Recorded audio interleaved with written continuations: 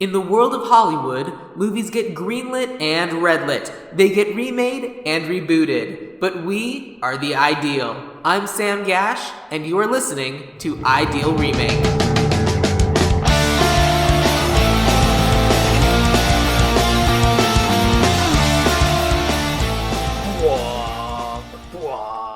Yeah. I don't know. Yeah. I'm trying to do something from the movie for each of the new intros, and for some of them it's really easy, like the Starship Troopers, do you want to know more for it? But for this, it's just the score that everyone knows. You just need to say that one no. It's Inception. Yeah, okay. Yeah. All right, we're talking about Inception. Yeah. And we're talking about Inception with Sheena Santamaria. So thank you, Sheena, so much for joining me. Yes, thank you for having me. I like that you waved. I know you can't see it, but I'm very excited. Yeah, it's great. Sheena says this is the first podcast she's ever been on, and that's super exciting for me. Yeah, I'm very honored. An Ideal Remake exclusive. Yes. So far. Yes, this is my podcast debut. Do you listen to podcasts at all? I do, yeah. I listen to true crime podcasts, but I'm not really into. It's like if I see, hey, people are talking about this, I'll check it out. So I listened to Serial, that was intense, and then I recently listened to Dirty John, and that's really good. That keeps coming up. Yeah, it's crazy because it's set in Orange County, where I'm from. So okay. That was a little weird though, because they would talk about locations, and I would think to myself, I go there. That's weird, but yeah, it's a great podcast. Right before you got here, I was eating dinner, and I watched the very first episode of American Vandal. Okay. Which had been recommended to me a bunch, and I'm like, all right, fine, I'm sitting here, I need to watch something. American Vandal, great. And it was, I will probably enjoy this show, so I'm going to sit down and watch the rest of it. Do it. Excited for season 3 of Serial? I am. Again, it's just like with people say it so often, then I'll actually check it out. So if a lot of people say, hey, check out season 3, I'll look into it. Yeah, they probably will. Yeah, probably. It's Serial, and everyone's just going to watch it anyway. Listen to it anyway. Yeah, that's true. When was the first time you saw the movie Inception? I saw it, I think, right when it came out in theaters. Mm-hmm. I was really excited to see it. I remember doing research for the podcast. I did research for the podcast, and I didn't realize that it only came out 8 years ago. Yeah. In my brain, I'm like, 10, maybe 12 years ago, but I mean, that's not a huge difference. But this is definitely the most recent of movies, with the exception of Man of Steel that we've talked about. Mm-hmm. And this was one of those movies, I very, very rarely see a movie twice in theaters. But I distinctly remember seeing this movie twice in theaters because I saw Inception with my friends on my own, and then I went back to go visit my family because I was in college or something at the time, and because this came out in 2010. I was senior year of college, or I just finished college or something, and my parents were like, let's go see a movie. Okay? Right. We're going to go see Inception. Okay? Come with. Okay? And that's what happened. I do that all the time now. I see movies multiple times in theaters. Not because necessarily it's good, but I'll go with a friend, I'll go with my family, I'll go with my boyfriend, and before I know it, I've seen Crazy Rich Asians, I think 3 or 4 times in theaters. I still need to see Crazy Rich Asians. Ooh, well, a lot of my cast is from Crazy Rich Asians, so I'll basically tell you what it's about. I'm excited. I vaguely know what it's about, but I'm excited to find out more. Yes, it's in the name. But yeah. My funny Crazy Rich Asians story is one of my clients who I just do basic computer work got back from vacation and was having me go through all of his and his wife's pictures. And one of the places they went to was South Korea. Oh, cool. Yeah. And so he has that big hotel with just the giant ship across the top. Oh, wait, in Singapore. Singapore. I'm sorry. He went to South Korea. He went to Singapore. He went to... Yeah, usually you go to multiple countries, so that's totally fair. I don't remember where things are that are too fancy for me. But yeah, so and in Singapore, he had the hotel with the giant ship on the top, and I remember just looking at it and just getting so angry, no one needs this. This is too fancy. And then within a week, the first trailer for Crazy Rich Asians dropped, and I was like, that's it. That's the hotel. Yeah, I've never been outside of the airport in Singapore, but the airport itself is amazing and worth the trip. Interesting. Yeah. Okay. I mean, they have a butterfly garden, I think an IMAX theater. They have everything at the airport. What? Yeah, I would live there if I could. How They spend a lot of money. It's the number one airport in the world. Is it? Yes. Wow. Because of the amenities. Clearly. Yeah. But I was going to say, I'm not aware of what Singapore's exports are, that it's such a wealthy country that it can do that. But if it's the number one airport in the world, then the amenity is the airport. Yeah, I think because, I don't know if you want to get into this. So, I think investment is where they make a lot of their money. That's good. Yeah, Singapore, South Korea, Hong Kong, and Taiwan are known as the Four Tigers, where they had a lot of economic development. Oh, interesting. Neat. So, yes, Hong Kong and Singapore were the two that have, if I remember correctly, total free, what do you call it? Just like no borders. Mm-hmm. There's no restrictions whatsoever. So I think that's what makes them very wealthy. Okay. Yeah. Cool. If that makes sense. It does. Neat. Yeah. I like stuff like that. I'm a bookkeeper. I like finding out financial information and stuff like that. Yeah. We can say more about it later. Yeah. We're here to talk about Inception. Inception. That's right. Okay, I have one thing real quick though. Sure. So when I first heard about Inception, I actually thought it was a live action remake of a 2006 anime film I saw. Called Inception? No, called Paprika. But it was really similar, where you enter people's dreams and then things go bad. So I remember watching the trailer for Inception and going, oh, is this the live action remake of Paprika? It's not, but highly recommend. But that's interesting. Yeah. Do you think Christopher Nolan and his brother saw Paprika and were like, we have an idea? I mean, I wouldn't be surprised if they said they were influenced by that film. It's really, really good. So I highly recommend it if you enjoy Inception. Well, good. Because Inception is the Christopher Nolan-iest of Christopher Nolan movies. Oh, definitely. And so, like, one of the first things to talk about is it will be no matter who else does it, it will be a drastically different movie. Mm-hmm. But this movie, even though it's, like, less than 10 years old, has been on my list of movies to remake for a while. Partly because it's always annoyed me a little bit. Because... What about it? It's a movie about dreams, and it is nothing like any dream I've ever had in my entire life ever. Okay. In my defense, I've never had some of the classic dreams that people have. I've had some of them. Like, I've had the naked in class. I've had the forgot my lines before a big play. Ooh, yeah. I've had the dream where I'm at work. Those are the worst. I had a dream once that I got up for school, got ready for school, and then I actually woke up. Oh, because I have to redo this. And I had to. But I've never had the flying dream. Oh, that's unfortunate. I agree. That's a good one to have. I bet. It sounds nice. I've had a falling dream where I was a kid, so I rolled out of bed and I had the falling dream, and then I woke up mid-fall, so I have a falling dream that ended with me hitting the ground. Whoa, that's pretty scary, actually. Yeah. Sam looks really frightened right now. But I've never had a lucid dream either. Is that when you can tell you're dreaming? Yeah, and you can kind of control it and manipulate the world around you. Ooh, I've had that, but that only lasts for about 10 seconds, and then I actually wake up. Yeah, I mean, I am able to sometimes realize I'm in a dream, but that means I'm waking up. Yeah, I actually like that feeling, because then I have 10 seconds to try to do whatever I want. I usually don't succeed, but I like the idea that I have the opportunity. My problem is I always realize I'm in a dream, but I'm still trying to do whatever it is I was trying to do in the dream. So, I still have to finish painting this yak. Right. Because my dreams are batshit crazy. They make no sense. The joke that I use is, Inception isn't about dreams. Not one of those people wrote a guinea pig to work. Right. Which is a honest-to-God dream I've had. This is the thing that annoys you, is that, you know what? I want more yaks in Inception. I want more dream craziness, because it basically feels like an action movie.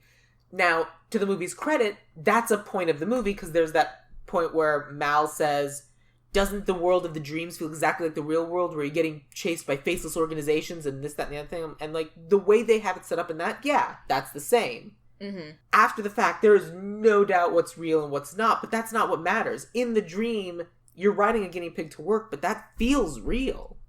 Man, you gotta watch Paprika. You'd really like it. I probably would.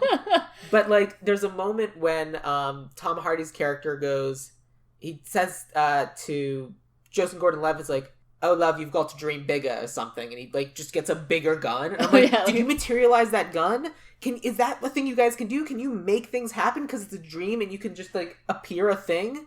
And it never comes up again. And that's what I wanted the movie to be. That one line shatters the movie for me. And because I want it to be that line forever. Got it. Yeah. Because I mean, I think Ellen Page's character, she's actively building at one point. I would like to see more of that. I agree with that as well. Because especially if the basic premise of this movie is we've reached a point where everyone has lucid dreams, or we step into a world where it is a lucid dream now, we're controlling it. Cool. It's a lucid dream. Do whatever you want, right? You don't want to just walk around a normal city and explode fruit carts? Yeah. No.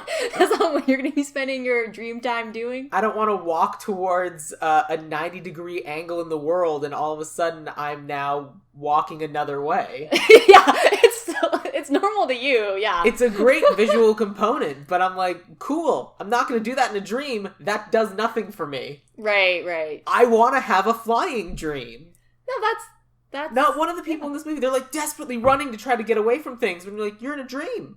I think that is also one part of it too, where like they can feel pain. I didn't like that. I think that's a big part of dreams is that you can get punched in the face and you just got punched, but you don't feel it. So I thought that was interesting. Unless you have a real life injury. Because have you ever had a dream where like you actually have hurt your arm or you actually have a thing and in your dream you can kind of feel that pain? Oh, I haven't, but I guess that makes sense. I've definitely done that. Okay. But when I was 16, we went to Europe, and like in Italy, I was like, I'm gonna ride this moped, and I got in a bad accident, and I tore up my arm. Ooh. It was bad, but like I didn't really sleep. I was like in and out of like these like really low level bad dreams, and I was just like, oh, pain, that's fun. Oh no! Why are your dreams so? My dreams are not good. Yeah, they're not good. I don't have good dreams, and that's why this movie irks me. And that's why Sam hates Inception. I'm just kidding. You don't hate it. Is that why we're remaking it? I mean, it's the reason why we're remaking it. I don't hate it because I think it's a super fun idea, and I'm glad this movie exists. But on the other hand. I just want more Hans Zimmer and everything. Yeah. Oh, that's what I didn't even think to do. I didn't think to redo Composer. Thank you. I mean, I don't want to remake that component. I think it's just still Hans Zimmer. So I've talked a little bit about like kind of my goal for the movie, but what do you think about Inception? Like you saw it in theaters when it first came out, and you didn't rewatch it until recently. What are some things about the movie that you thought were true, but then you rewatched the movie and you were like, oh, wait, or that you'd forgotten about? So interestingly enough, when I rewatched it, I thought, wow, I remember I really liked this movie because I remembered most of the details. I liked the plot. The story's great. What irked me was that it's a bunch of white dudes. Sure. To me, I remember thinking that too back in 2010. So I want to remake the cast. Yeah. 100% on board for that. For a movie that's like global in its span. Right. I mean, with the exception of it takes place on a flight from Sydney to Los Angeles. But they're running around different areas of the world for different stuff. I think they filmed in 6 different countries. But why is everyone's white? Why is 99% of your cast white? It's a good question. I mean, I love all these actors. Don't get me wrong. But let's get some new, fresh faces in there. Well, the problem is that Christopher Nolan doesn't see color. Literally, he won't see them. They can't come in. He will not see them. I'm trying to think of other... It's not a good joke. I'll be over here. I mean, all of the Dark Knight Batman movies. Yeah. With the exception of Morgan Freeman. Yeah. And, Marion Cotillard's French. That's white. Yeah, it's super white. It's real white. There's nothing wrong with being French. It's just, yeah. Yeah. What other Christopher Nolan movies are there? There's Memento. That was the... Real white. Memento, the Dark Knight movies. Interstellar. Dunkirk. But, I mean, that's historically accurate, so a lot of people are white. Yeah. That's fine. But that movie was not described as fun to me, so I was like, not really interested. Yeah, you have to be in the mood to watch it. I saw it in IMAX, and I felt like I was in Dunkirk. I got a screener of it, and I'm just like, nah. Yeah, that's valid. Yeah, I'm sorry. But yeah, a lot of, now that I think, yeah, Interstellar also, that was my critique of that movie too, was that really this is Earth's greatest, future greatest team. Okay. Yeah, it's just, yeah. Yeah, I think Jeffrey Wright is he in that, in Interstellar? Yeah, he was the dude who they go back up to the ship and he's like, it's been 7 years. I've been waiting for 10 years. 10 years. Yeah, and I'm he's like, great. After 1, I would have gone home. Yeah, you know what? Good luck, y'all. He's in Westworld. Yeah. Okay, great. Mm-hmm. You seemed confused for. I'm bad with names, but as soon as you said that guy from Westworld, I'm like, yeah. Oh yeah, that guy. Totally. Really bad with names. Good. like I've literally had people come on this show and they say, "Oh yeah, no, you use this person's name in an episode," and I'm like, I don't remember who they are, right? Or anything about them. I'm sorry. But when you get details, right, that person. No, Sam is shaking his head. 50-50. Sometimes I do, sometimes I don't. Okay, that's fine. But okay, so cast aside, let's talk about like what is the essence of the movie? Like, what are some aspects of the movie that you found particularly compelling or not so much? I like the family aspect in which Leonardo DiCaprio's character is trying so hard to be reunited with his children. Mm-hmm. That to me was really compelling, and I wanted to somehow keep that, but I'm also willing to remake what family dynamic is there. I think that's fair. And okay, so that's good plot. Yeah. Yeah, no, I'll settle for that. You'll settle? I don't want you to just settle. No, I mean, like, I'm trying to think of how to word this question. Oh, okay. And maybe say it one more time, and maybe I'll... because you answered my question perfectly. I now want to have a follow-up question, and I can't figure out how to word it. That's a plot component, but part of what makes this movie are a lot of the world building, and almost the entirety of Act 1 is, so here's the way things work. Mm-hmm. Other than the fact that they're just like going to dreams, were there any aspects of that you found interesting? Did you like the maze design? Did you like the... Oh yeah, I really like the totem. The totem, thank you. The different levels. Yeah, I liked all of that. I mean, again, I liked the plot and the story a lot. It was just the cast that I wanted to... If you had a totem, what would it be? Oh, I should have thought of this ahead of time. I just thought of the question now, so I also don't have an answer to it. Can we come back to that? We can. Because I want to have a good answer. And I'm trying to think. I'll think of something good. The totems were something that I found super interesting because it's something of significance to each person. And I found it interesting to see what each of them did. Like the fact that Joseph Gordon-Levitt had a loaded die, I thought was fascinating because I wanted to know more about and it's a lot because that's a whole long aspect of, is he a gambler? Why does he have a loaded die? What's going on? Mm-hmm. Ellen Page with the chess rook? Piece?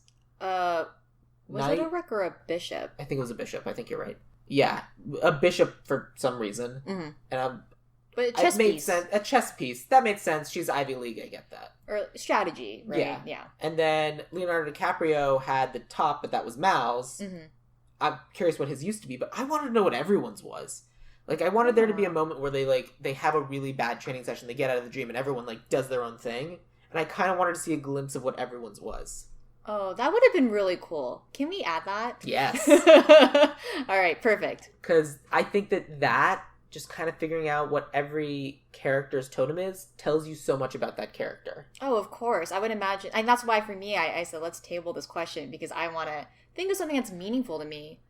I can come up with something that's super nerdy that would also work for me. So I've played a bunch of, tabletop card games. I was a regional champion at Yu-Gi-Oh! When I was, Oh, Yu-Gi-Oh! Yeah. So I played that for a while. And I've also played a lot of Magic the Gathering. Okay. And one of the things you do when you play these games is you have cards and sleeves. And I was thinking a really clever totem would be if I had... So you take the card and you turn it around on the sleeve so you can only see the back of the card. Mm-hmm. And so if I take the card out, I can see what that card is, but no one else would know what that card is. All they'd be able to do is see the back if I held it up. Ooh, that's interesting, because I was thinking of something with a card or a red envelope, and you open the envelope and you only see the message. So only you know what it would be. Yeah, exactly. I was thinking a mahjong tile of sorts, but I also don't know which mahjong tile I would use. I also don't know enough about mahjong to be able to say, this is my tile. Huh. All right. Yeah. Something like that. And that may not necessarily work because someone could just take and go, all right, I know what your card is. Oh, yeah, I think the totem had to be related to physics, too, right? That was because a loaded die, and then Ellen Page tipped over the bishop. I assume those were very physical things, but they just said it's just something you know. I mean, theoretically, it could even be the card, I don't know. Like Ace of Spades. Grandmaster Samurai, Ace of Spades, whatever you want to call it. And you see, but then, like, if you get it at the end, there's something written at the bottom, and only you know that's there. So it's like a multi-level. Okay. But I also, why am I going into so much detail about the totem thing? Because that defines the character. That's true. I think because they also mentioned Joseph Gordon-Levitt's character said that you couldn't use a coin because it was too light. Did he say that? I'm pretty sure he said that. I missed that entirely. That's why it was such a big deal that things were weighted and it was a physical action. Oh, interesting. But I like our creative spin on it, which is you only know what that card or whatever says. Yeah, so, I mean, it has to be something small enough to fit in your pocket. I have no idea where Ellen Page was carrying that chest piece the rest of the movie. Right. Because girl pants. Right, yeah. There's never enough pocket. Yeah, but, that, I find stuff like that interesting. But, okay. So, I want to keep the totem aspect. Mm-hmm. But the thing that I might throw away is the different levels of dreams. That's the part that never really made sense to me, because it's going to sleep inside of a dream. Mm-hmm. I get it, it's compelling for the movie and you're making your way down levels, but they keep it... Yeah, I get it. I think they try to heighten the stakes by saying you're going deeper and deeper, but it could also, to me, it could be flat, and it's like, oh, we're just going into a different dream, and you're just going through a different door in the hallway instead of going down. Because that's what dreams are for me. Like, I'm in my living room, and then I open a door, and all of a sudden I'm at a school. I open another door, I'm at this cake shop I went to once when I was 8. Yeah, I think the reason why they have those different levels is because different people are dreaming that level. They are, I agree. And that's true. So that's why they needed the depth. Yeah, because the person who can't go into the next level is the person whose dream they are currently in. So Yusuf is still at level 1 because that's his dream that he populated. That's why it's raining, because he had to pee. Right. Too many free martinis. Yep. Or no, champagne? Alcohol. He drank. Yeah, he drank. The second level, in the hotel, Joseph Gordon-Levitt has to be in charge because that's his dream. Right. But the person populating each dream is Robert Fisher each time. It's always his mental projections. Right. I remember when this movie came out, this is what drove people crazy. They didn't understand the movie. Right. Even after recently rewatching it, I don't think I completely understand what's happening either, but I just go along with it. I think I get it, but I'm wrong. But I'm not right. Yeah, I'm trying my best. Yeah, we all are, Sam. We all are. The only reason why I think they'd go deeper is because that way they're able to end up at the subconscious. Which is that kind of like that super dreamscape, matrixy, build your own world kind of situation. And the only thing with levels is I don't like them. I don't think they make sense, and I don't think they enhance the story at all. They just obfuscate it more. But the only thing that it gives you is it gives you access, a simple path towards the subconscious, which I do find interesting. But the subconscious, that level, the level where you're able to create your own world and build everything around it, that's what I kind of think should be the dream anyway. Because you're building your own world, you're living there, and whatever. It's just how my change to the movie Inception would be, it's the track from a lucid dream to a non-lucid dream. Because a lucid dream, you're in full control, you're shaping the world around you. I assume. I hear they're nice. I've never had it. On the other hand, the far other scope is it's a dream on rails. Basically, you're kind of following the path, first-person perspective or third-person perspective, because you can have both. But you're kind of like going through the path the dream has laid out for you. And what I find more interesting is less, we're going into different levels of the dream. Okay, we're on the city streets, we're in a hotel, we're at an ice fortress. Mm-hmm. And I think it's more, you're kind of following the rules of the dream versus you're able to kind of have your own mental control. So you would like to see the characters be able, like kind of like we talked about earlier, take control of the dream, build more things, etc., etc. Go wild, because it's a dream. You're not bound by the laws of physics, so why should they be here? But let's say someone gets hurt, someone gets distracted, they start going on rails through the logic of the dream and what they're supposed to be doing. If someone dies, they go completely blank and they're just like going through the motions and doing the dream. Because they're not necessarily dead, they're just no longer in control of their own subconscious. Is that limbo? The one at the very bottom? Yeah, right? Where you completely lose your sense of reality. Mm-hmm. That's what they said was limbo. Like the beach at the end. Right. Where Leonardo DiCaprio and... Ken Watanabe, right? I was going to say Marion Cotillard, but yes. Where Leonardo DiCaprio and Marion Cotillard built the city. Got it. Ken Watanabe got stuck at the very end. Right. First of all, Ken Watanabe's great. Oh, I love him. It's a toss-up between him and Tom Hardy for best character in this movie, but Ken Watanabe's so good.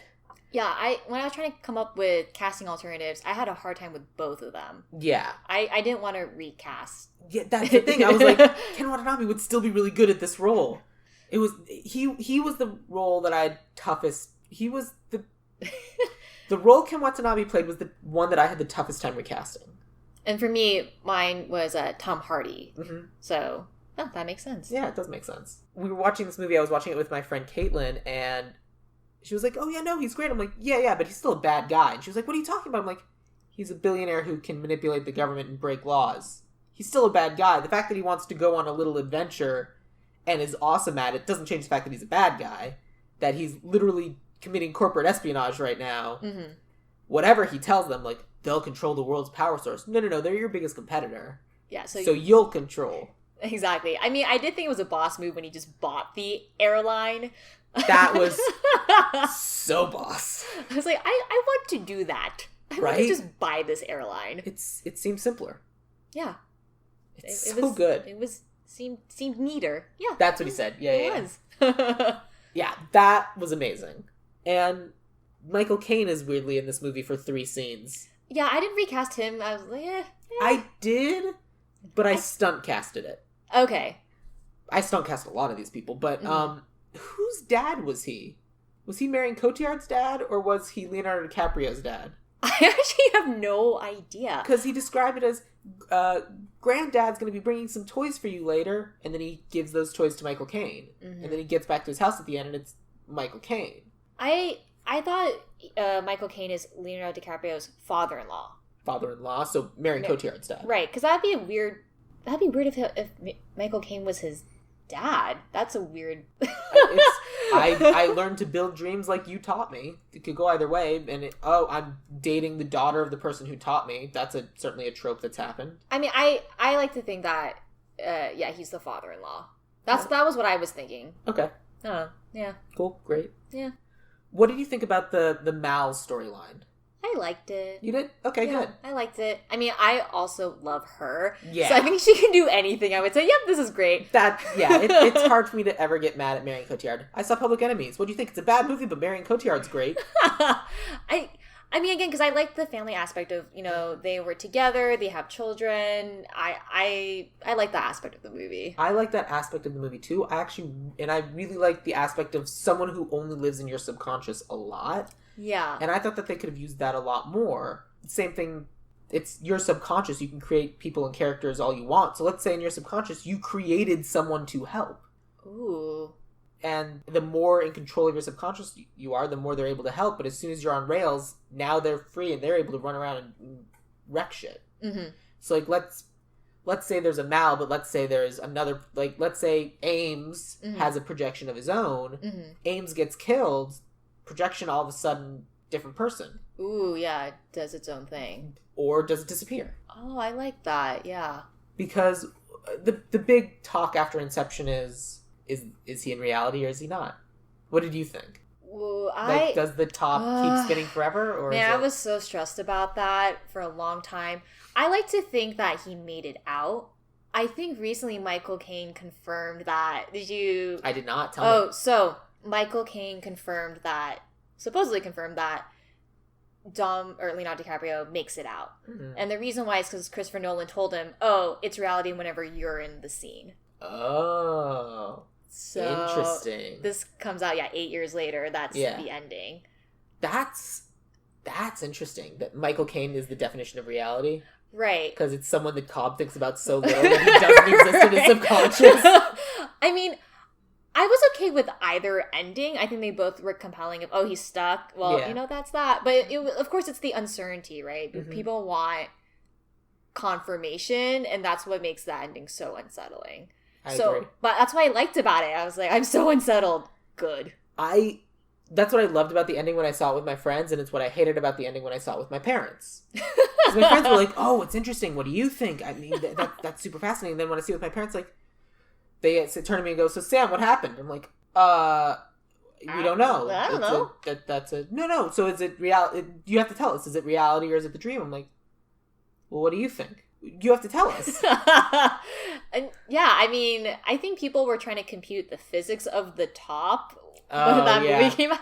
I think that those kind of tops specifically are supposed to be able to just spin for a long time. Right. Like, there's something in the way they're built that they just keep going. I'm just trying to imagine some poor physics student trying to figure out like the angular momentum of the top in Inception. And then Michael Caine just goes, "Oh yeah, whenever I'm in it, it's real." I think that's a great reason as any. I think that's great. And it's nice that I guess came out years later. That gave us 8 years to speculate. It gave it 8 years to speculate, and also we've now reached a point where it's like, so do we want to make another one of these? I wouldn't call it Inception 2. What would you call an Inception sequel? Deception, reception. Yeah, I was thinking, what are some syllables I can put in the front of Inception? Re-inception. Well, the Inception was the planting the idea. I might call it extraction, to remove an idea. Ooh, that would actually make sense. It's like two sides of a coin. Yeah. I like that. But would the movie have to be about extraction? Well, I mean, the whole idea of Inception is they're going in and planting an idea. I think it'd be really interesting if they did a sequel, it would be going in and extracting an idea. Like, let's say someone's dying. They're literally on their deathbed. They've lost the ability to speak. And they plug into this person's brain to get information from them. But the person, because in your mind you don't necessarily realize you're dying, but it's also like different aspects of your world are starting to go. And so the world is collapsing around them. And if they get trapped in this person's brain long enough, they die. If you die in someone's brain who's dying, who's dead, or who's dead, you go with them. So it's like racing the clock. Yeah, because in the universe of Inception, extraction is normal. Inception's the correct odd thing. So I guess it would be cool to just see a normal extraction. Just the tooth just has to come out. That's like dentistry. I'm like, ugh. I mean, that's the parody. But I mean, okay, that's a sequel, but we're ideal remake. Right. What were you thinking in terms of your remake? Not cast, but in terms of concept. What would you do with the movie? I was thinking, because I really like the Mal, however you pronounce her name. Is it short for something? I think in the movie that's just, maybe it's probably short. It wasn't on IMDb. It was just Mal. It's just Mal. Anyways, I would change. This is such a minor change, but instead of maybe having it be Dom Cobb, the lead guy, and Mal, it'd be maybe like a mother-daughter relationship instead of husband-wife. And something to the effect of maybe the lead here, what am I saying? Leonardo DiCaprio's character is trying to reunite with his dad or something to that effect. They build this life together where it's like, this is the childhood and the adulthood we could have had together, and then things go awry. Basically, I just swapped out family members now that I'm saying this out loud. I mean, again, I really liked it, like plot-wise. How about you? What would you change? More yaks or? Well, absolutely. I would make it more fantastical. Okay, yeah. I agree with that, actually. I think you need to draw a line in the sand that separates dream from reality, because that, for me at least, is very much the case all the time. And so one of the directors that I considered was Tim Burton, because that's very dreamlike and whatever, but I would describe that as very drug-inspired dreamlike, as opposed to like actual dreamlike, where it's like reality but slightly off. I kind of wanted to change the rules a little bit, not go down levels. I kind of wanted it to be just moving from different person's mind to different person's mind. But like, you break the rules, like you go to so many people's minds, all of a sudden, like And I wanted to, I kind of wanted it to be that sliding scale between lucid and non-lucid dreams. Because this movie sort of had that already. Like, every time Leonardo DiCaprio's character started losing himself a little bit, he kind of started following his own dream logic. A train showed up, Mal showed up, and he just followed the conversation that he always had with Mal. Like, I am waiting for a train, I don't know where it will take me. Something. But we'll be there together. Yeah. We're doing it together. I think subconsciously I wanted the same thing because...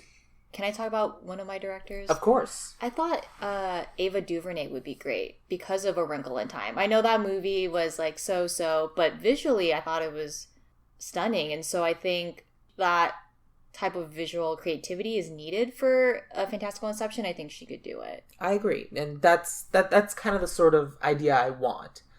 I don't want them in a bleak city. That's how Christopher Nolan directs things. Right. I don't want to be in Dark Knight, Batman Begins. That's not fun. The one thing I would say is that I want to explore different ways the world can be, and that's why I want them to be in different people's heads. I heard an interesting fact one time that not everyone dreams in color. Some people believe they dream in color, some people don't. And it's just the different way your subconscious creates things around you, like whether or not color is significant. And the idea of being in someone's head and all of a sudden you lose all the color, it's like, oh, because that person doesn't dream in color. Or let's say they go into a blind person's head and all of a sudden they exist just as sound, but you can't do it in a movie, but it's something interesting to think about. Right. In the cartoon adaptation TV show. I mean, yeah, I think, one critique I do have about this the movie Inception is that all the levels have the same feel, and it's, even though I get that they have one person designing everything, it would be more fun to see, okay, how does Eames dream, how does Dom dream, how does Yusuf dream, all these characters. That's what I want. I like that. And then the other thing I would add is, it's a dream, make it more of a dream. If you need to throw off a bunch of people, basically everyone in this dream is the Green Lantern. You have the power to create constructs and do whatever you want. Like, you need to stop a car coming after you, bam, it just ran into a brick wall. Or you need to take some guys out, Ames walks up, gotta dream bigger, darling, and he has a gigantic gun. And frankly, I would have been happy if he all of a sudden had a bazooka. I was gonna say, why didn't he come up with a bazooka? He just came up with, a grenade. Or a rocket launcher or something. Right. I get at the beginning, it would make sense to make the dream seem like reality, so it's like, oh, the line is blurred. But as you go along with the movie, I think that's where it can get more fantastical. Where, okay, we all know we're in, like, level 5 of this dream. Yeah. Let's go crazy. Yeah, the person whose brain is in charge of level 5 is Yusuf, and this is what Yusuf's head is like. He just happens to be level 5. I didn't put that much thought into it. I didn't think we'd make it as far as me. Well, here we go. Yep. The other thing that I would change is, I was watching this with a costume designer, so she brought up their outfits, and she's right. Why do they get dressed to the nines in order to go to sleep? One of the characters literally chooses to wear suspenders on a plane so he can go to sleep. Ellen Page, the college student, gets dressed in, like, really fancy clothes. She's a college student. Wear sweatpants. Wear pajamas. You're going to sleep. Wear whatever you want in the dream. That'd be awesome. It's kind of like what I talked about with in the Matrix episode, where it's a dream. You could literally be a dude on the outside, but when you dream, you're a woman. Or you dream and you're a much, like, stronger person or a taller person or whatever. It's your dream depiction of yourself. It's your own version of reality. So you can look real nice in your dream, but you can be super comfortable in real life. You're on a plane. Don't wear a suit to get on a plane. For a 12-hour flight? Are you kidding me? I think it's only because they're in first class, so they're trying to portray themselves as business travelers. That's my only thought on that. If I'm a business traveler and I'm getting to fly in seats that comfortable, I am wearing goddamn pajamas. Well, I think because maybe it's on the company's dime, you have to represent the company, right? I'm not handing out business cards. I'm not work. That's my thought on that. That's just because, but I'm biased though, because my dad works for an airline, so and he insists that everyone. There's a dress code. You have to. I can't just when you're seated. Yeah, I can't just wear sweatpants. I can't just change into sweatpants. Yeah, I have to because I'm representing the company when I'm using. Oh, passes. Interesting. Yeah, so that's why to me. But I like the idea that I want to be in my jammies while I'm dreaming, I agree with that. Cool. I did not think about that, but that's interesting. That's only because of my experience. Sure, but, like, that makes total sense to me. But I mean, I would love to wear like matching set pajamas from J. Crew. Yeah, that'd be amazing. That's just right. getting to see what everyone's pajamas are. I just want to see what people's jammies are. Yeah, I mean, the one like Yusef is kind of like dressed casually the entire movie. He shows up to get on a 10-hour plane flight. He's in a 3-piece suit. And we're just like, no, that's not on brand for you. No. His character was really interesting too. Like the people who went in the back because their dream reality had become their actual reality, and they just went there to sleep every day. Right. What did they say? It would be like. So they're there for 3 to 4 hours, but that's equivalent to 10 hours. So basically, they spend the whole quote unquote the whole day in this dream reality, but they're in real time. They're only there for 3 to 4 hours. But they shared the dream, so they were all in. Yeah, there are 12 of them hooked up to one dream, which I thought was interesting. Like, imagine 12 people. Do they all know each other? Do they interact? Do they hang out? Do they take turns in each people's head? Is it this time? Oh, this time we're in Jane's land. And it's well, we got to hang out with all of the Jane subconscious people. But this will be fun. Oh yeah, because then. Isn't it true that the projections can sense, like, once you're, I'm not supposed to be here, they all start attacking you? Yeah. But maybe that's part of the... They attack the dreamer. Oh, the dreamer, excuse me. I'm sure Yusuf came up with a good chemical cocktail so that they all are just happy. Well, they attack the dreamer, but they're also... Only if the dreamer's, like, changing the world and manipulating things. Right. They don't automatically go after the dreamer. It's just if they sense something's up. Okay. And if they all knew going in, why would they attack the dreamer? It's just because they were only attacking our main characters because the main characters are trying to do something to the dreamer. Right. Or to the whoever. No, that makes sense. Well, here's my thought. So, those 12 people, I wonder if their dreams are more fantastical. Because if you're there every day, I would hope it's fun. Right? Like, if that's what you're choosing your life to be, I sure hope it's not just their versions of the Matrix where they're just like, well, I gotta go to work now. Oh no, that would be so sad. But right? It kind of makes me think of Ready Player One, right? I don't know if you read the book and the movie, but yes, where they go and they're escaping reality because it's so bad. They go into VR. I mean, I imagine, unfortunately for these folks, that's probably what's happening. Yeah, you're probably right. Right. But I hope at least it's fun. Yeah, fantastical. But the other thing is that I would add elements of comedy. Like, I think it's a dream. Things are going to be silly. You're going to ride a guinea pig to work. Right. You're going to have the things that are crazy and wild, and that's what happens. Because it's a dream. I literally had a dream once where I was, like, either chasing or being chased by someone where I grabbed onto a rope and was pulled through a tree stump into, like, my 10th grade science classroom. But I don't mean, like, through a stump. I mean, there was literally a stump, like, I grabbed on a rope and I got pulled and it physically threw a stump, and on the other side of the stump was this classroom. A real stump on the ground. I don't know. It makes no sense. Dreams. Dreams. Yeah, you were talking about earlier how you said, like, if you, like, how you had that accident in Italy, right? Yeah. And I'm sitting here trying to think of, like, what dreams have I had? The only ones I remember were realistic and terrible, where I was like, good. Right. Like, I wish I could remember, like, I rode a guinea pig to work. I had one where I think I was shot, and I, like, this is kind of like a graphic, but I remember feeling the bullet enter my arm, but it didn't hurt. But I remember feeling it and going, oh my gosh, I just got shot. Yeah. So I guess maybe that's what Inception is a like. Little bit, but every person who's doing Inception, I would make them have a piece of paper and a pen right next to where they're asleep, because as soon as they wake up, they better write that shit down, because it's going away. Right.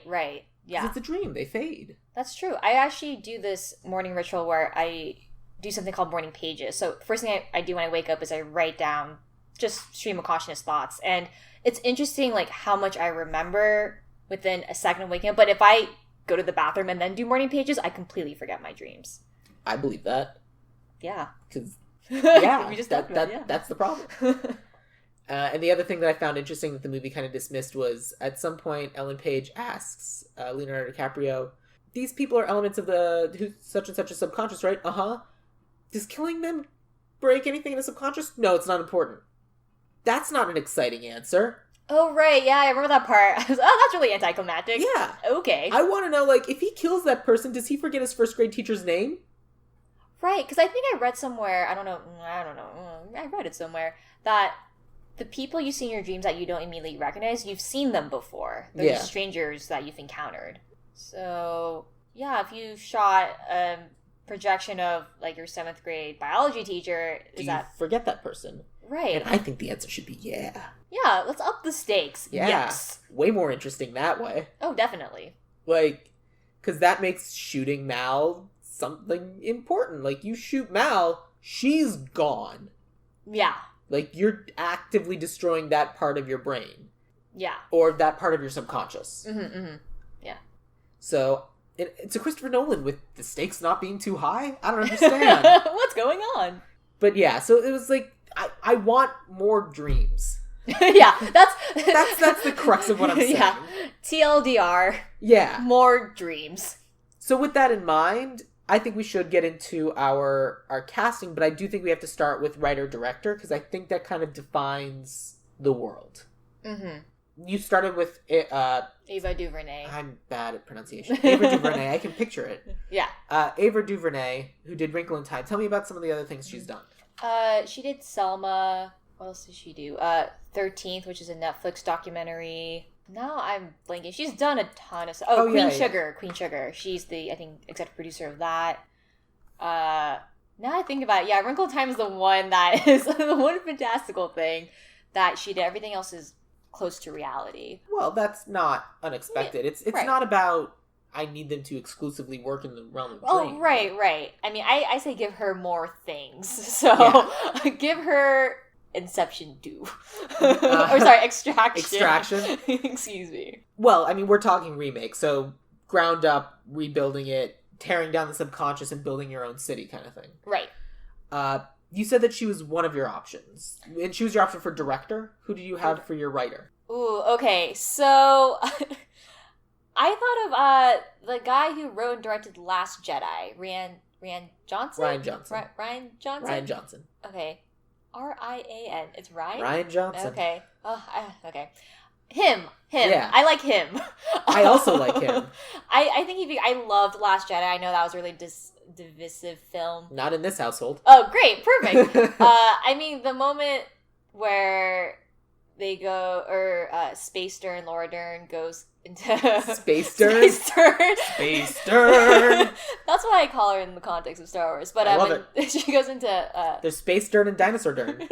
Yeah. No, there's Space Dern and Dernosaur. Oh, I love that. But yeah, when she goes into light speed, yeah, that's the proper term. Light speed into Snoke ship. So cool. To me, when I was watching Inception, I was like, yeah, let's have that aesthetic of her. I'm cool with that. Going into Snoke's ship. Yeah, that's awesome. Those are my pitches. My pitches are two people who've worked together. My director is Michael Gondry.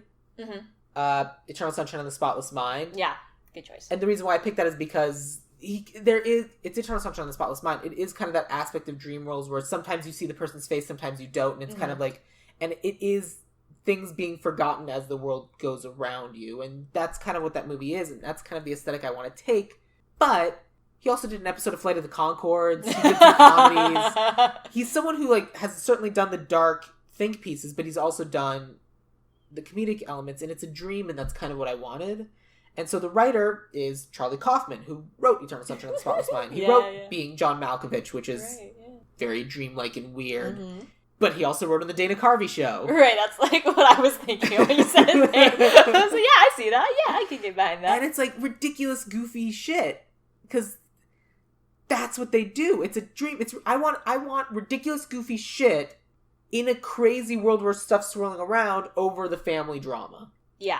And that's kind of what I saw for the world. And that's kind of why I picked them. And I know that Michael Gondry, especially since they've both done Eternal Sunshine of the Spotless Mind, which is very similar.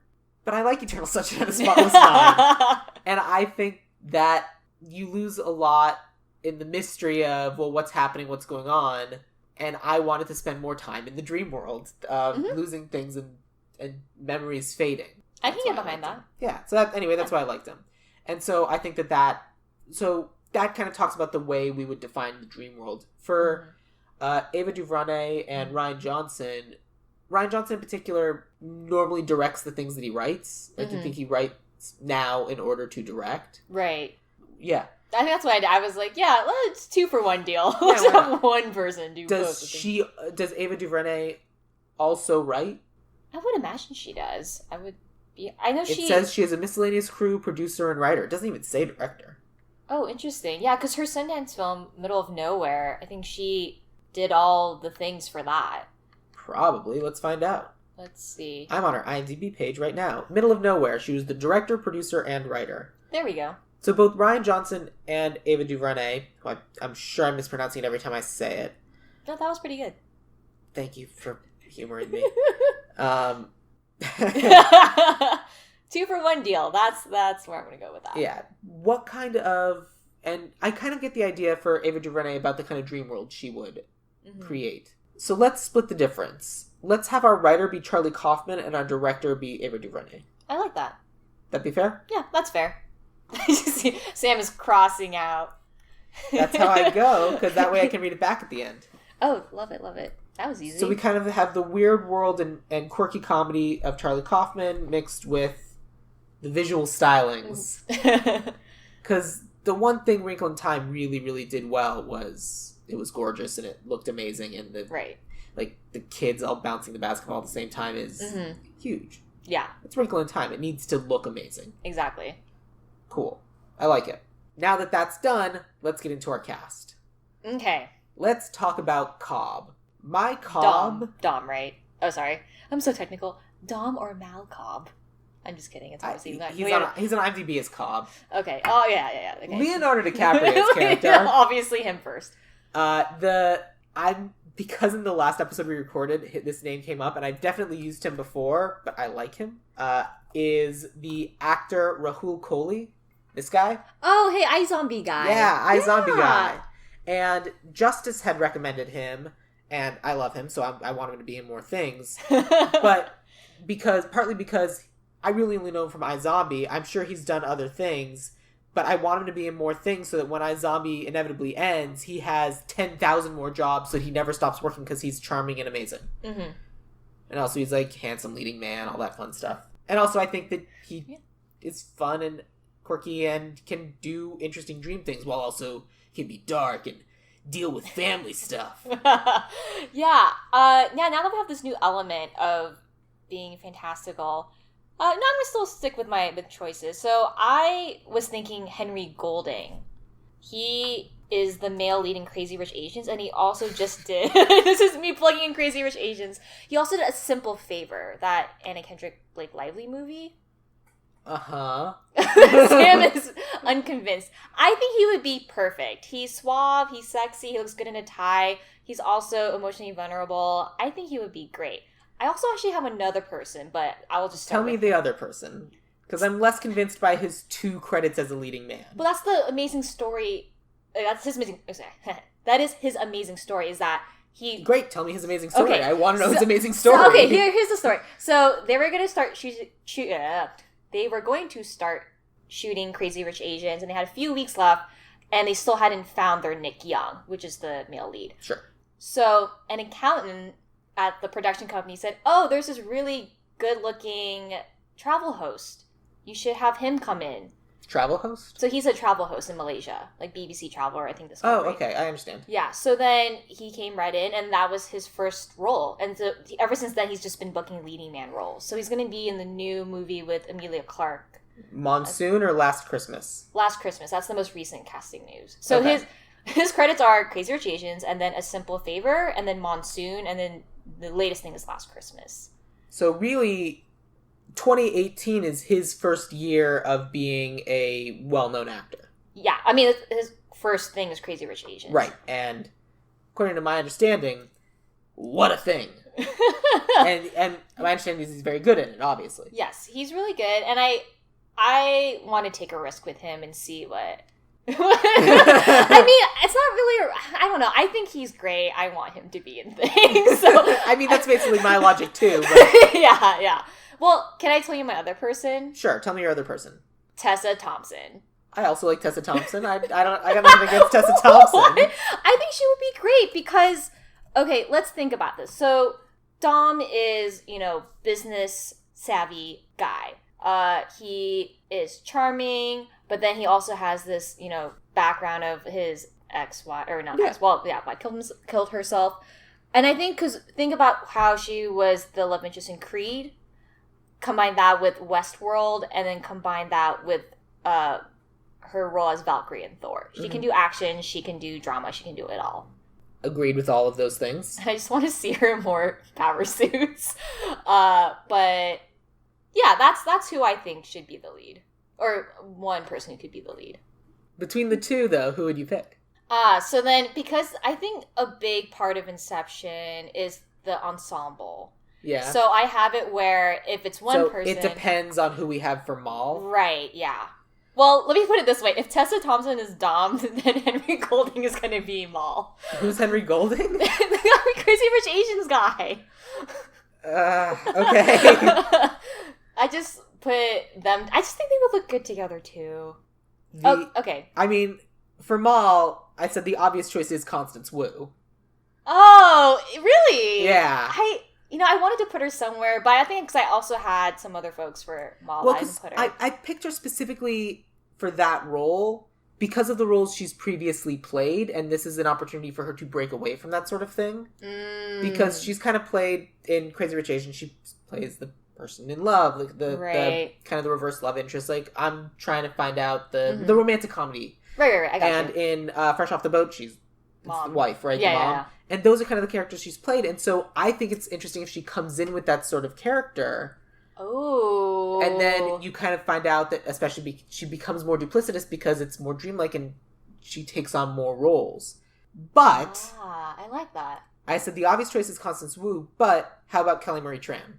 I actually have Kelly Marie Tran for Ellen Page's character. Oh, interesting. Yeah. Ariadne? What a great name. That'll get you lots of friends.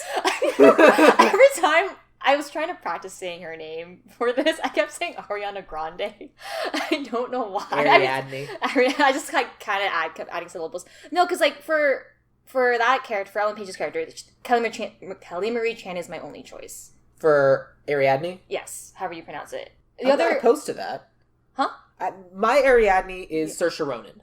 Ooh. You don't like Saoirse Ronan? No, I love her. That's why I'm making this noise. I love her so much. That's the problem. So, those are the kinds of people that we have. And this is Inception. It needs to be an all-star cast. Because that's kind of the level that this movie would be, and it's the kind of budget it would need. And Saoirse Ronan... I think that she can kind of go back and forth, and I don't necessarily need her to be a college student, because I think that that's a little young. Yeah, I mean, they can be grad student. Yeah, grad student, working on a dissertation, associate professor, I don't care. Mm-hmm. Because it was really weird kind of seeing super young Ellen Page yelling at Leonardo DiCaprio, doing kind of the tropes of the love interest, but not being the love interest. I mean, I kind of like that she was telling him off. I think it's great that she was telling him off. But, the weird age dichotomy, I was like... That was too much. You're actively inviting a child into danger. And I want her to have a little bit more agency, be a little bit older, so that she is capable of processing the danger she's going to be in. Right. And is accepting of that, as opposed to just, this seems like fun, and I can't not do this now. Yeah. And I know Ellen Page is older than she looks, but still. Right. I mean, when I was watching it, the whole time I was thinking Kelly Marie Tran. She would be so good in that role. Yes. I agree. Yeah. That's so interesting that you brought it up for Maul, though.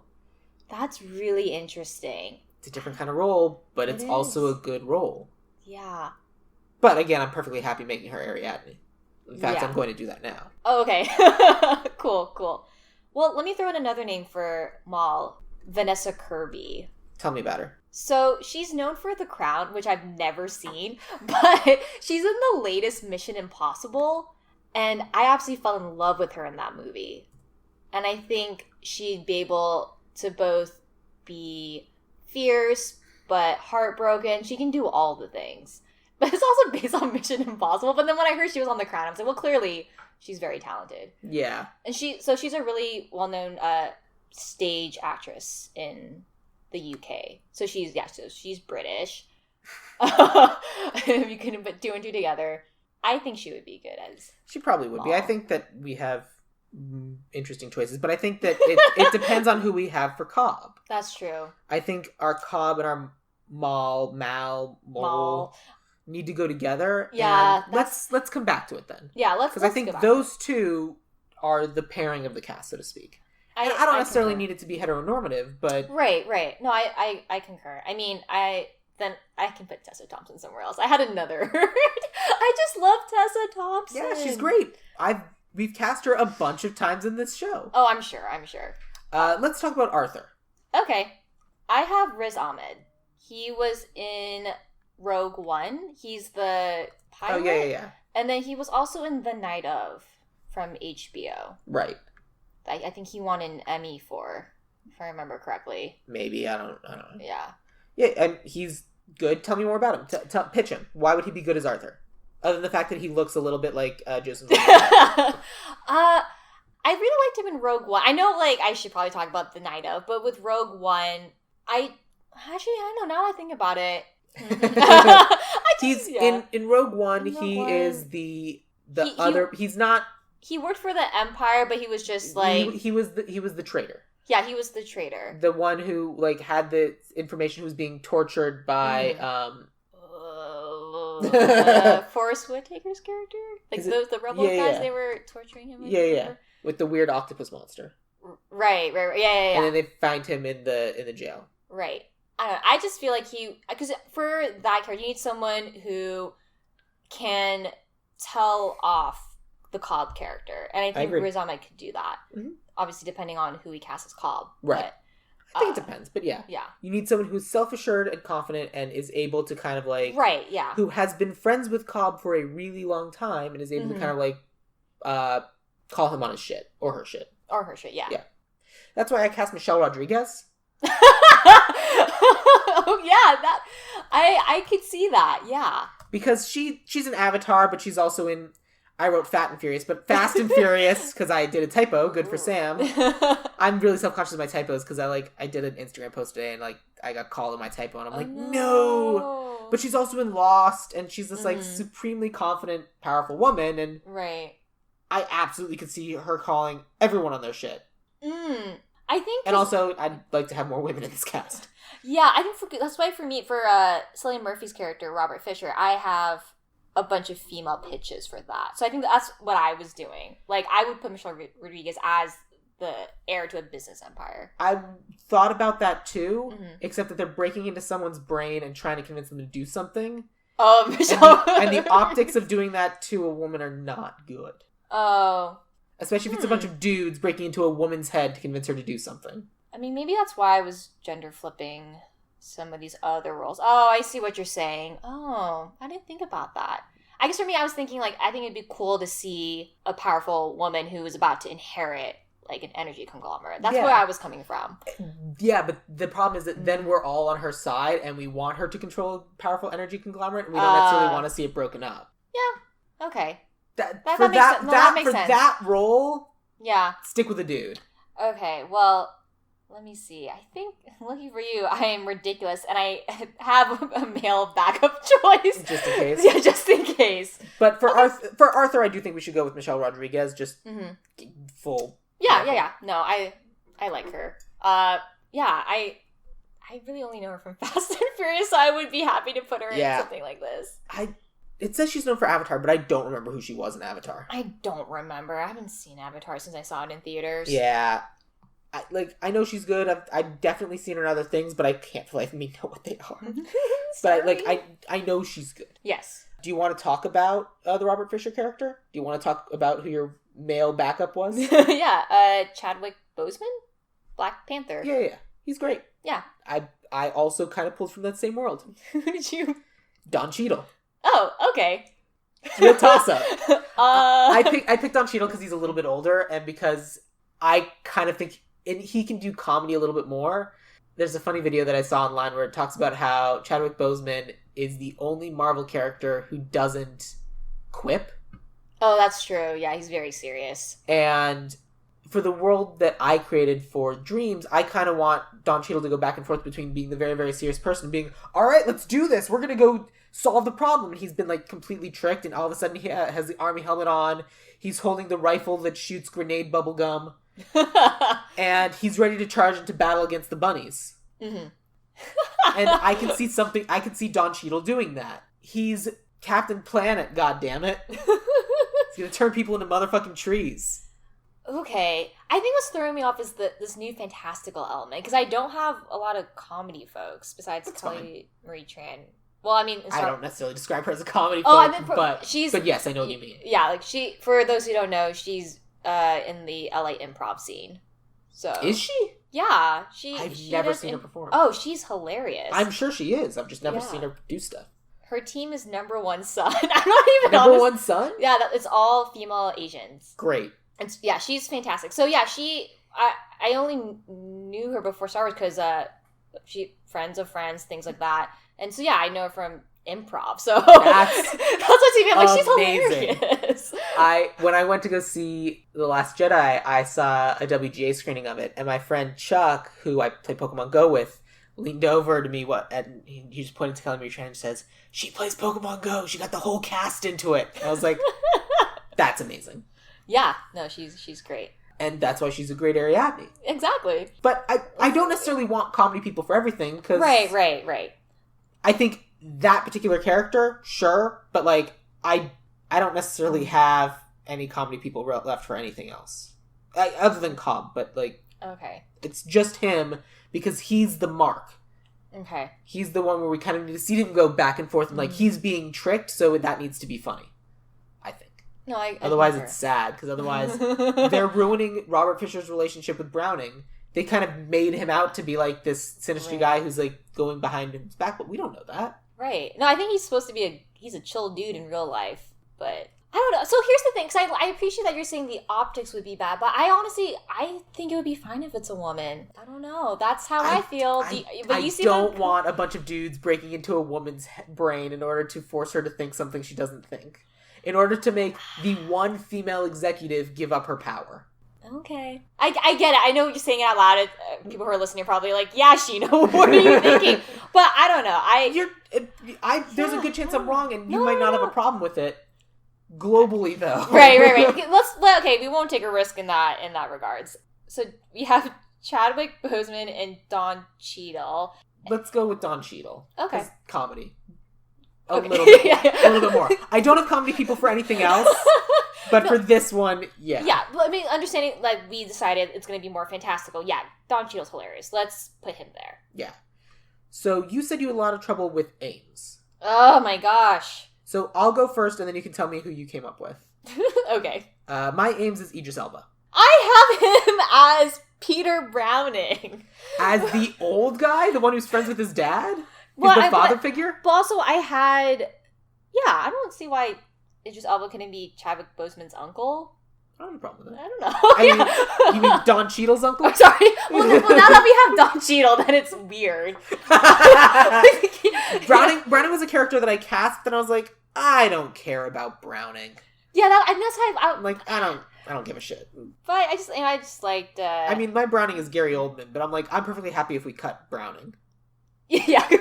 I'm like, we don't need him. Yeah. So I think it's funny, we have, like, similar actors, we just have in different spots. Because, yeah, I was like, oh, Idris Elba. Right. Let's put him in here. Well, Idris Elba is one of those actors who every single time I do an episode, one of the people who gets chosen by one of the other, by the guests is Idris Elba. Every time, guaranteed, forever. Yeah. He's in all of our movies. Because he's great, but he's also, like, a very visible black actor who, like, we need to add a little bit of color, and Idris Elba is always great, and he should be James Bond. Why shouldn't he be James Bond? Right. And so people always pick him. So, like, this time I was like, great, I have a role for him here. But I'm perfectly happy to go with someone else. Tell me who your Ames is. Well, let me just say real quick, I actually did think of Idris Elba at one point for Ames. I can never... Ames. But then I just put him as Peter Brown because I was like, I actually had Diego Luna. Ooh. That's good casting for this. Because Tom Hardy's, like, this, like, buff, tough guy. I think Diego Luna, like, he has, like, I don't know, finesse of, I can see him really taking the time to put that attention to detail to come up with these appearances. And How recently did you watch Rogue One? I was about to say, because in Rogue One, he's a spy. And I think he would be a good type of, like, well, here's the thing. Type of guy. Tom Hardy is the big buff guy, and that's how we think of him now. That's not how I thought of him in this movie. Someone had to point out to me that was Tom Hardy years later. I'm like, oh. Because I think of Tom Hardy as I think of him in Mad Max, kind of like the big dude. Right. And he's big in this movie as well, just because that's his body type. But right. I don't necessarily think of him in this movie as being the big strong guy, because that's not relevant to his character at all. Right. I mean, like, he does distract people on the snow castle level, but I think Diego Luna can do it. Not by lifting things. No, he was skiing. I can't ski, so I'm like, oh, that looks hard. So when he's... if anything, I feel like skiing would be harder if you're bigger. I feel like you need to be a little bit more lithe in order to have full control of the mountain. I think Diego Luna's a better choice. Especially because he's a voice of Krell in Troll Hunters episode 9, season 3, In Good Hands. I just like that show. Oh, I'm a season behind. I haven't seen that episode. Ooh, something to look forward to. Let's go with Diego Luna.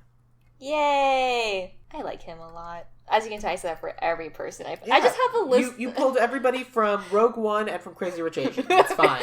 Basically. I mean, that's true. I'm looking at my list and I'm like, well, I'm not done. I'm sure. Alright, let's move forward. Who's next? Let's talk about Saito. Okay. Saito is so hard. This is one where I have the person that I picked, and then I've got 2 backups who are also good, but, like, Saito's specifically a Japanese name, and I was like, it's particularly difficult to find Japanese actors, especially of a certain age, because I type in Japanese or Japanese American actors into Google or into everything, and it's just a bunch of just young, modelly looking kids who are, like, between the ages of 16 and 22, and I'm just like... I can't use any of you. I get that you're very pretty, but no. Right, yeah, this is not what we're looking for. I mean, here, I'll give you a name. Michelle Yeoh from Crazy Rich Asians. But she's also in Star Trek Discovery, and she was in Crouching Tiger, Hidden Dragon. So she can do the action that's required of that role. Yeah, I know she can. Want to know why? Why? Because in last episode, we cast her. Oh, you did? Oh, so came... And she came up in the episode before that. Oh, did you cast her in those two? We cast her in Big Trouble in Little China. That episode hasn't come out yet. I haven't even edited it yet. Oh, okay. As of the recording, Big Trouble in Little China has not been edited, and oh man, that 2-hour episode is going to be so fun. But if you want to find out more about how much we enjoyed Michelle Yeoh, tune into the Big Trouble in Little China episode of... Actually, you know what? I might switch this episode and Big Trouble in Little China, because basically it's Mortal Kombat, Big Trouble in Little China, and then Inception, and I was like... Saito will be fun. Yeah, I will admit, I usually don't listen to podcasts in chronological order. No, you shouldn't. So... no one has to be as crazy as I am. I mean, except for Serial, but like, for those types of things. You mean a serialized podcast? But yeah, my so podcast I'm like, isn't serialized. Who cares? It was like the last 2. I'm like, yeah. Yeah, whatever. But like, anyways, she specifically came up. And it's not that she wouldn't also be great for this particular role. It's just that the character's name is Saito, and that's Japanese. Yeah. I mean, so for me, that's why I was like, okay, I'll give myself some leniency. I'll put an Asian person. Daniel Day Kim? That was one of my backups. Okay. He's like, standard attractive dude. Yeah. He's like you. South Korean? Yes. Yeah. I think he's American, but yeah. Yeah. So, yes. We got it. Yeah. So my 2 backups were Daniel Day Kim and BD Wong. Ooh, okay. But... neither of them Japanese. Yeah. So I was, and again, I'm willing to bend the rules a little bit. It's come up, it's happened. It's who's best for the role. Right. And I mean, obviously, I'm like, everyone should, people of color. I think in this case, I know his name is Saito, but I think it's okay where you can just switch, maybe the person is, Korean. And it could be half Chinese, half Korean. Right, The dad's Japanese because that's where the last name comes from. The mom's Korean. Right, exactly, yeah. It could be anything. Yeah. The actor that I did end up finding is an actor named Yuki Matsuzaki, who has not done that. Well, that's a lie. He's done a shit ton of stuff, but it's all little things. Like, he keeps just barely missing the kind of, like, lead roles. And he's a good-looking dude. He was in... Letters from... this guy! Yeah. Sorry, let's see the whole title. Letters from Iwo Jima, Pirates of the Caribbean on Stranger Tide. He's the dialogue coach on Pacific Rim Uprising. He's in Last 3 Days, Bravestorm. He does VO for Ghost in the Shell. He's like one of those people who's just outside the realm of popularity. And I was like, that might be interesting. Yeah. I'm all about giving people a chance. And this guy The problem is I don't know how good an actor he actually is. That's why we have auditions, right? But But he's who I ended up landing on. He's been in The Man in the High Castle. He's in Teenage Mutant Ninja Turtles. I'm not opposed. He was in Newsroom. Melissa and Joey? Is that what I'm... Toshi Kimura. Okay. I don't know that. Yeah. But he does lots of voiceover, and like I said, attractive guy. He looks like he could run a business. Yeah. A big business. I would say he's got a bit of a baby face. Let him grow some facial hair. And then I'm like, I see this picture, and I'm like, yeah. So that was I found a good Japanese actor in order to do the role. But again, I'm also perfectly happy to go with Daniel Day-Kim or someone else. Ooh. So tell me what you think. I will leave this entirely in your hands. Oh, really? Okay. No pressure. I want more female characters, so with that said... So I think that's a good one in that case. This would be a good female businesswoman. Where she's the CEO in charge. Yeah. Can you think of anyone else other than Michelle Yeoh? I just love her so much. She's great. Yeah. That's why she keeps coming up. I know. I get it. Like, we want to give other folks an opportunity. Here's a pitch. Chris Aquino. She is... Tell me about her. Spell her name. Kris, and then last name is Aquino. She's one of the most well-known actresses in the Philippines. My mom loves her, and I think she'd be really great for the role. Let me think of other things. She's also in Crazy Rich Asians. I purposely didn't mention that, but it's the number one thing on her IMDb. It's the most recent thing she's done. Okay, it might have been. She just has a cameo in that. Yeah, she's Princess in Tan. Yes, but she's in Bromance, My Brother's Romance, as Dr. Lang. Well, let's put so Ken Watanabe being in Inception. That was his first movie where he was English language for him, I think. Is it really? I think so, yeah. That was a really big deal, if I remember correctly. And Chris Aquino's not in, Hollywood films, but she is a really prolific actress in the Philippines, so it would kind of be a similar story, potentially. I mean, granted, she had a cameo in Crazy Rich Asians, but she was someone I thought of, but I was like, I don't know, well, maybe I'll just keep that to myself, but I think Chris Aquino... I agree with all of the words you're saying right now. No, I'm 100% serious. Sam is on IMDb, that's why. I mean, he's... She. I'm on Ken Watanabe. Oh, sorry. I don't have my glasses because he was Ra's al Ghul in Batman Begins, and that was in 2005. Oh. It might be his first lead role, because do you remember who Ra's al Ghul is in Batman Begins? No. It's a dude who sits in a chair and doesn't talk. Oh, that doesn't count. Because then, Taken guy. Liam Neeson. Liam Neeson is the real Ra's al Ghul. Right. I think you're probably right. And you know what? Everything you're saying about how it was kind of... parallel. Yeah, and I think that's a good reason to go with Chris Aquino. Yay! Can we go with Chris Aquino? Of course. Yay, I'm so excited. What? What was that about? I'm just... Again, this is not a competition. No, I just like that I can remake Inception and have lots of people of color. That's what I'm excited about. That's what I always try to do about stuff like this. That's why I have my evil laugh. So, before we get back to our Cobb and our Mal, that leaves us with Yusuf and Miles, who's Cobb's dad, Mal's dad, who knows? Oh, I didn't even come up with Michael Caine? My Miles is specifically for who I have for Cobb, so that, because I was like, it's Cobb's dad? Here's someone who can be Cobb's dad. Okay. So, they kind of worked those two in tandem. But let's talk about Yusuf.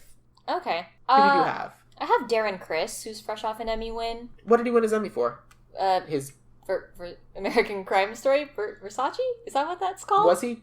Because it's Darren Criss who was in Glee, right? Yes, that's the same guy. All right, cool, good for him. Yeah, I've used him for things before. I think he's charismatic and I think he's wonderful. You're definitely replacing a person of color with a white person. Are you comfortable with that? He's half Filipino. Is he? He is the first Filipino American, to win an acting I mean, he's the second Asian of descent. Riz Ahmed was the first one, if I remember correctly. That's amazing. I know. Isn't that interesting? I also have Dev Patel, though, if you're like, well, that's just because you're friends with Meredith. That's just a nod to Meredith Hackman in the Matrix episode because she loves Dev Patel. I also love Dev Patel. Yeah, he's great. I've got nothing against Dev Patel. He's come up in multiple episodes. Dev Patel's awesome. But that's for you, specifically for you. Hey, Meredith. She doesn't listen. She hates things. She hates fun. Yeah, no. But yeah, I have Darren Criss. But yeah, surprise, surprise, he's half Filipino. Yeah, I didn't know that. Yep. That's why it was interesting that he got that role for American... Is it called American Crime Story? I don't know what he won for. I didn't watch the Emmys. I didn't know they were on until the next day. I didn't either. That's awful of me. But anyways, yeah, because that person in real life is actually half Filipino. So they actually correctly casted that person. Interesting. Yeah, that's why that was such a big, like, hubbub. Great. Yeah. Anyways, that's that. Who did you have? Masioka from Heroes. Oh, yeah, sorry. I put that as one name, and I was like, Masioka. Oh, Masi space Oka. Yeah. Hi. What'd you say? I said yes in Japanese. So hi. Got it, yes. So listening. I went with Masioka because I don't remember the name of the actor who plays Yusef in the original movie. Dilip Rao? Thank you. On the larger side, kind of comedic, but also serious, but is technically savvy and can kind of do a bunch of things. But he lives in Malaysia and has a perfect English accent. Mm-hmm. So I'm a little bit more authentic of an accent. That's Henry Golding is Malaysian. Do you want him to be Yusuf? He'd be a great Yusuf. Henry Golding? No. What? No. I was like, what? Oh, sorry. Okay, who? Wait, let's get back on track. Let me get back on track. Sam's on track.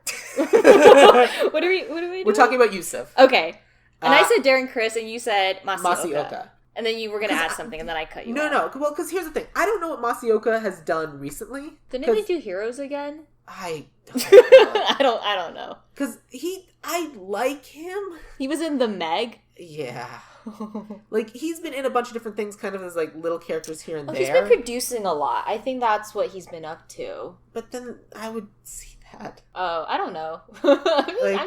I'm sure he is, and I'm sure he's doing great, but he's so full of joy. Mm-hmm. And he's a character that it would be tragic if he died. Yeah. Because... I didn't watch Heroes, but I would imagine, yeah. He has that vibe of, oh, no. Yeah, you're like, I want you to succeed. I want you to be happy.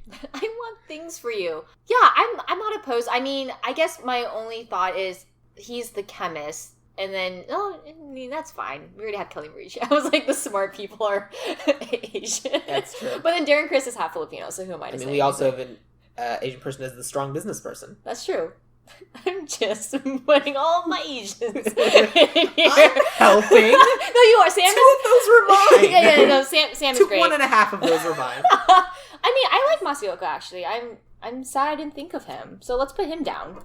I want him to come back and be in something other than Heroes because he's awesome. Yeah, let's do that. Because, like, he's also in Searching for Sunny, which is weird. So that leaves us with Cobb and Mal.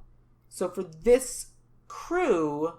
Who do we pick? Let's take a look. We have iZombie. We have Rahul Kohli. And Henry Golding for Cobb. Right. And then for Mal, we have... Constance Wu and... I said Vanessa Kirby. Right. We can have a Crazy Rich Asians reunion. That's the thing. We can't have both of them. I know. We can have one or the other, but not both. Okay, so how about Rahul... Oh, gosh. What was... Rahul Kohli. Rahul Kohli and Vanessa Kirby. So neither. Wait, is that neither? Oh, wait, now I've confused myself. Vanessa... Kirby. Kirby. The Mission Impossible, but actually known for The Crown. You're a big fan of her? I love her. Well, then let's go with her. Let's do Vanessa Kirby and Rahul Kohli. Wait, who was your Mal? Constance Wu. Oh, right. Oh, no! I'm perfectly happy to do Rahul Kohli and Constance Wu. Yeah. Well, do we have white people in this? No. We have... Because I think we did a good job of having... Our only white person is our writer. We can have the token white person. We can have our token white person be dead. Hey, you know what? And so when I imagine my ideal wife, I imagine this blonde white lady. Oh, gosh. I'm kidding. no, But, I'm but not, I mean, yeah, I mean, we could have a white person. I don't think that would hurt anything. I love this podcast. We can have a... So yeah, let's go with Rahul Kohli and Vanessa Kirby. Yeah, I want to have a white person in there. Oh gosh, I'm very happy with this. Good. Yeah. Okay.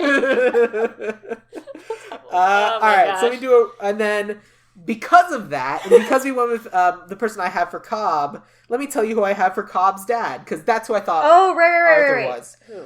Ben Kingsley. Stunt casting. Oh, I see. Rahul Kohli is of Indian descent. Ben Kingsley is of Indian descent. Great. I don't have anyone. Have him in there for a couple of scenes. Sure, why not?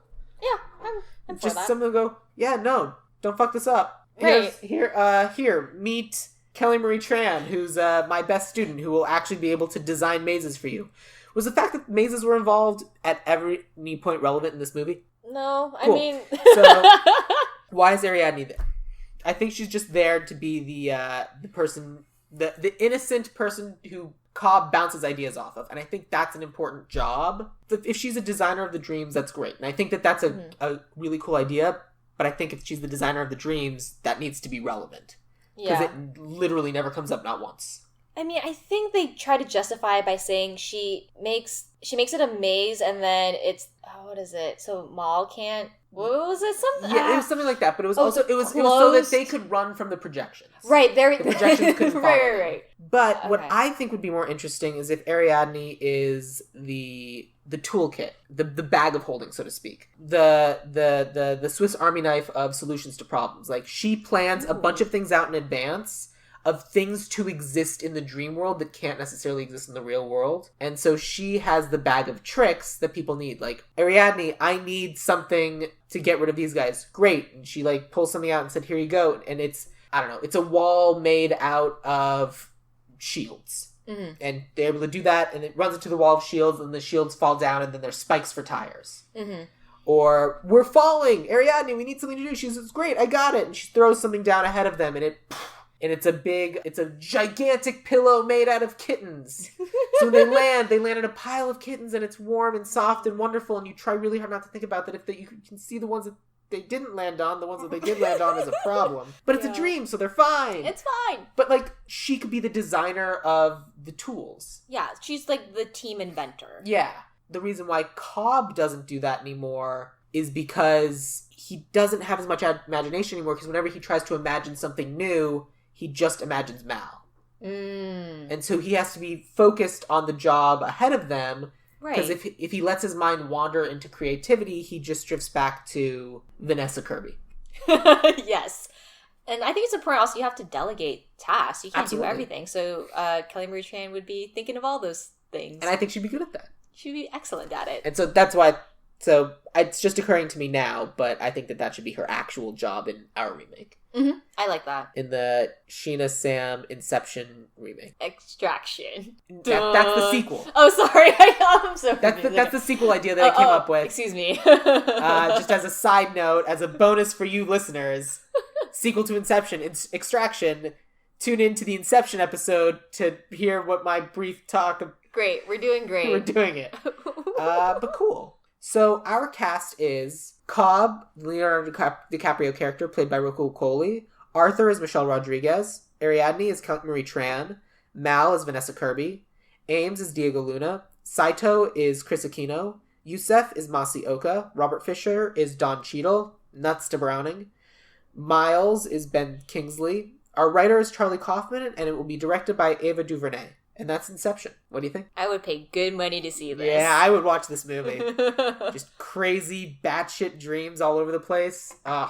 It's a literal dream. It's a dream come true.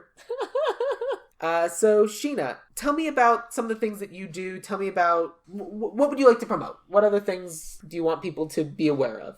Oh, sure, yeah. So I'm Sheena Santamaria. You can find me on Instagram and technically Twitter at I'm not. Oh, your Twitter's gonna get tagged for this because these posts go out on Twitter. But go ahead. Oh man, I'm more an Instagram person. That's okay. You will also be tagged on Instagram. So my handle is Sheena SHEENAES.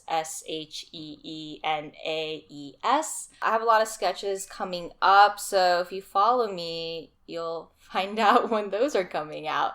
The next 3 months, I'm going to be shooting a bunch of stuff. This episode's probably not going to go up for a month. Yeah, so that's totally... if you got something like a month from now that you want to... Ooh, no, I don't have anything. I'm doing a lot of pre-production and production right now. Nice. Yeah, I mean, you can currently catch me in a Google commercial as a Cat Cafe customer. Really? Yeah. That's awesome. Congratulations. Thank you. So that's what I'm doing right now. Angela must have been so jealous. I don't think I told her about it, but... Oh, I bet she is. That's awesome and cool. Anything else you want people to know about you? Maybe I should mention I'm an actor and a writer, so I realized halfway through this episode that I didn't get that information up top, but... All good. So yeah, I'm an actor and a writer. I think people would have inferred that based off the shooting sketches and... I normally talk about this like during the mid, like the every other episode, like mini episode, like I know you from... Sunday sketch series where we were writing amazing sketches and it was awesome and wonderful. Same place I know our guests from the Matrix episode, Meredith Hackman and Laser Melina, because I think she's going by Laser now and not Angela. Perfect. And yeah, and you are very funny and an excellent writer and a wonderful performer. Oh, thank you. You too, Sam. If you want to find out more about the podcast, you can follow us on Twitter or Instagram where we are at Ideal Remake because we got that OPIP. I love that you mentioned that. Oh, I just got real sad inside. If you want to find me on the internet, I am on Twitter at Sam Gasch, SAMGASCH, and I like mentioning this at the end of every episode for those of you who don't listen in order. And it goes out to you, Sheena. I know, Sam glared at me. I didn't glare. I smirked. Okay, fine. And yeah, so that's Inception. We did it. Yeah, we did it. Whoa!